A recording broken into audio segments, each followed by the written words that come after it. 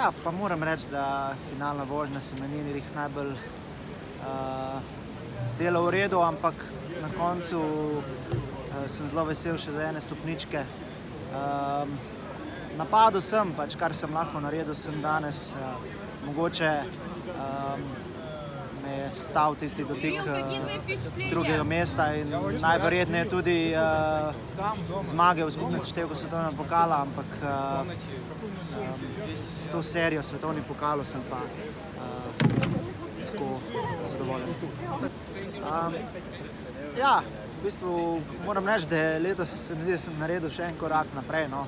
V bistvu lani sem nekako z zadnjo tekmo, z zadnjo zmago v bistvu prišel na stopničke.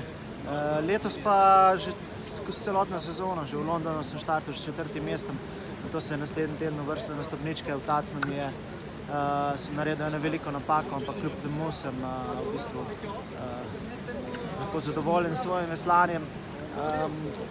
Danes pa res nisem se najboljše počutil, oziroma proga mislim, da mi ni najbolj ležala, oziroma mi je vedno težko dirkati tukaj v Pragi, ker postajajo res zahtevno progo in kakor smo videli, tudi Beni je v polfinalu